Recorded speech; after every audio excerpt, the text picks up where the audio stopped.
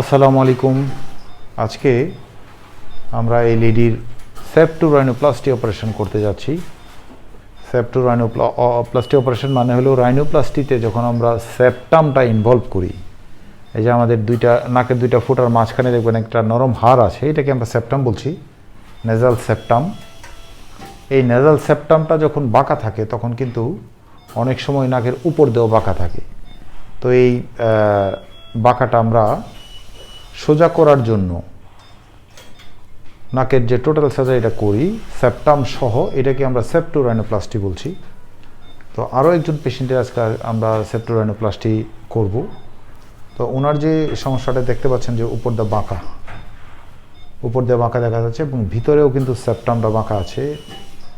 এইখানে আমরা যে অপারেশনটা করব, ওনার বাঁকার পাশাপাশি আরেকটা জিনিস আছে যে এই অংশটা, নাকের উপরের অংশটা ব্রড আছে, এটা একটু স্লিম করতে চান উনি। এই জন্য আমরা এখানে অস্টিওটমি নামে একটা সার্জিক্যাল প্রসিডিউর করব। অস্টিওটমি মানে হলো হাড়টা ভেঙে এটা একটু চিকন করা, ঠিক আছে না? তো আমরা এই রাইনোপ্লাস্টি সার্জারিটা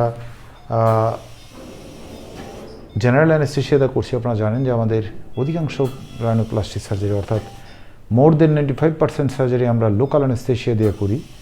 এইটাতে যেহেতু সেপ্টামের কাজ আছে এবং অস্টিওটমি আছে, অস্টিওটমিতে কিছুটা ব্লিডিং হয়, এই জন্য আমরা এটা টোটাল অ্যানেস্থেশিয়া দিয়ে করছি। এই সার্জারিটা করার উদ্দেশ্য হলো নাকটা সোজা করা। তো অনেকেই আপনারা জিজ্ঞেস করেন যে আমরা নাকের মধ্যে কাটাকাটি করি, এটার জন্য দাগ থাকে কিনা বা কেমন দাগ থাকে। রাইনোপ্লাস্টিতে আপনাদের কাছে যেমন দাগ একটা কনসার্ন, আমাদের কাছেও অনেক বড় একটা কনসার্ন হলো দাগ। কারণ হলো যে আমরা এইখানে সার্জারি করলেও কিন্তু এইখানে কাটাকাটি করব না আমরা। যেমন আমরা নাকের ভিতরে ঢুকবো হলো এই যে নাকের যে ছিদ্রটা আছে নস্ট্রিলের ভিতর দিয়ে ভিতরের অংশে আমরা একটু কাটবো, দুই দিকে আমরা ভিতরের অংশ কাটবো, যাতে শেষ পর্যন্ত আমরা যখন সেলাই দিব এই দাগটা যেন ভিতরে থাকে। এবং আরও একটু কাটবো যে নাকের এই কলোমেলা যে অংশটা আছে এটা নিচে কাটলে যেটা হয় যে এটা অনেক ছোট একটা স্ট্রাকচার এবং এটা নিচের দিকে থাকে, যেটুকু দাগই থাকে সেটা আর চোখে পড়ে না।